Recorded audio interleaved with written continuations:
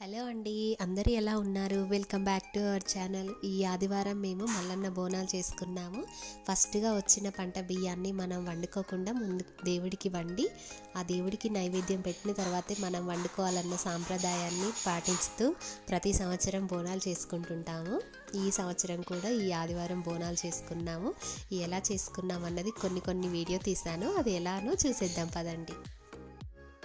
First అయితే మనం దేవుని ప్రతిమలు తాగుతూ కడుక్కోవడానికి 5 బావుల నుంచి నీళ్లు తెచ్చుకోవాలి. 5 బావుల నుంచి నీళ్ళు తెచ్చుకున్న తర్వాత అవన్నీ ఒక్క దాంట్లో పోసుకొని అందులో 5 రకాల పత్రాలు వేసుకోవాలి. అందులో మారేడాకు, బంతి, ఉసిరి, నిమ్మ, అలాగే తులసి, ఇంకా గణపత్రి, అట్లా 5 రకాల ఆకులు వేసుకొని ఆ 5 పత్తిర్ల ఆకులను దేవుళ్ళ ప్రతిమలు కడగడానికి వాడుకుంటాం. ఈ పత్తిర్ల నీళ్ళతోటి అత్తమ్మ దేవుని ఇంట్లో దేవుని తాగుతూ ఇట్లా కడుగుతుంది. ఇక మేము పొయ్యి మీద అయితే బోనం పెట్టినాం. బోనంలో ఫస్ట్ బియ్యం వేసి ఉడికిన తర్వాత లాస్ట్కు బెల్లం కలుపుతున్నాము. బియ్యం మొత్తం ఉడికిన తర్వాత అది అన్నంగా మారిన తర్వాత లాస్ట్లో బెల్లం వేసుకోవాలి. అదే ఫస్ట్ బెల్లం వేస్తే అది అన్నాన్ని ఉడకనివ్వకుండా అట్లనే ఉంచుతుంది. అందుకే లాస్ట్లో మొత్తం ఉడికినాక వేసుకుంటున్నాము.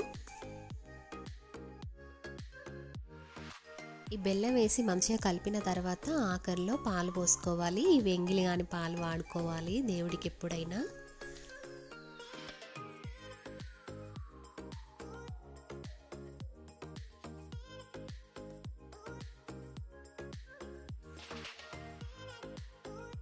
ఇక పెళ్ళన్నం అయితే రెడీ అయిపోయింది. మళ్ళీ ఇది దింపేసి దీని తర్వాత మళ్ళీ పసుపన్నం పెట్టి వండుకున్నాము.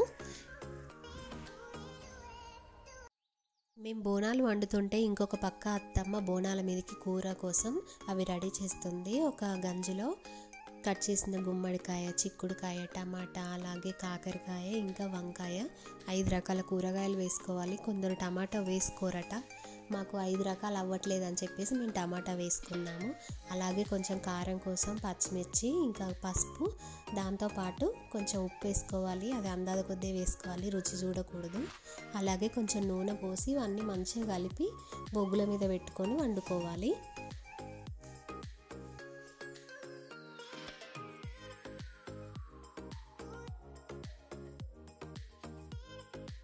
బొగ్గుల మీద ఉన్న వేడికే కూర మొత్తం అయిపోతుంది.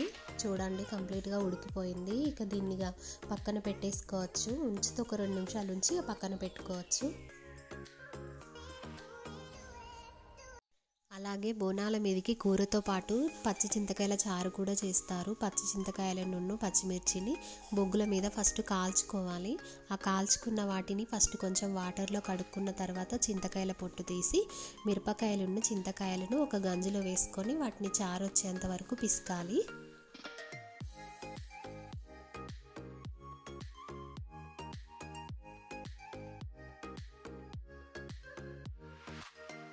అలాగే కొంచెం అందాజ కొద్దీ ఉప్పు కూడా వేసుకోవాలి, రుచి చూడకూడదు.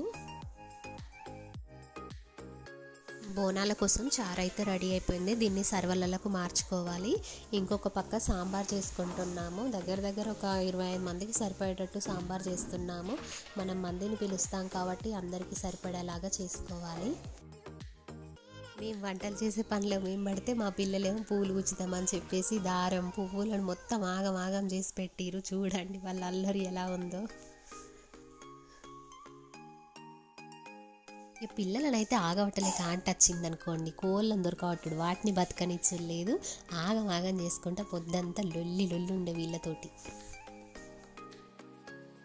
బోనాలు ఇంకా బయట వండే వంటలు అన్నీ కంప్లీట్ అయిపోయిన తర్వాత వాటిని ఇంట్లో పెట్టుకొని ఇల్లు వాకిలి మొత్తం ఊడ్చి కడపలు కడిగి కడపలకు పూతగంధం పెట్టుకోవాలి. మేము ఇంటి దగ్గర ఈ పనులన్నీ చేస్తుంటే అత్తమ్మ పోషమ్మకు బోనం వండుకొని పోషమ్మ దగ్గరికి పోయి వచ్చింది. మల్లన్న బోనాలు చేస్తున్నామంటే మా ఇంటికైతే ఒక కొత్త కళ వస్తుంది అనుకోండి. మామిడాకులు, బంతి పువ్వులు, కడపలకు పూతగంధాలు, ఇలా ఎంత అందంగా కనిపిస్తుంది అంటే అసలు చెప్పడానికి మాటలు చాలవు. ఇంకా మేమైతే పొద్దున్న 4:30కి లేచినామంటే 5 వరకు నాన్ స్టాప్గా చేస్తూనే ఉన్నాం, ఇంత రికాం లేకుండా. కానీ ఒక్కసారి కూడా అలసట అనేది అనిపించలేదు. బోనం అంతా రెడీ అయిపోయి దేవునిట్లో పెట్టిన తర్వాత అక్కడ అలా చూస్తే చాలా అంటే చాలా ప్రశాంతంగా అనిపిస్తుంది. దేవుడికి అప్పుడు మనస్ఫూర్తిగా మొక్కుకోవచ్చు. పొద్దుటి నుంచి చేసిన ఆ పని అంతా అది ఒక మధురమైన అనుభూతిలాగా నిలిచిపోతుంది. కూరమిసాల కూరెళ్ళి మల్లన్నకు హారతిచ్చి కొబ్బరికాయలు కొట్టి మైసాచి పొగలేసి నైవేద్యం పెట్టి అందరినీ చల్లగా చూడాల తండ్రి అంటూ వేడుకున్నాము. మీ ఇంట్లో మీరు ఎలా చేసుకుంటారో కామెంట్ చేయండి. ఇక ఆఖరిన అందరికీ పలారం పంచిపెట్టాలి.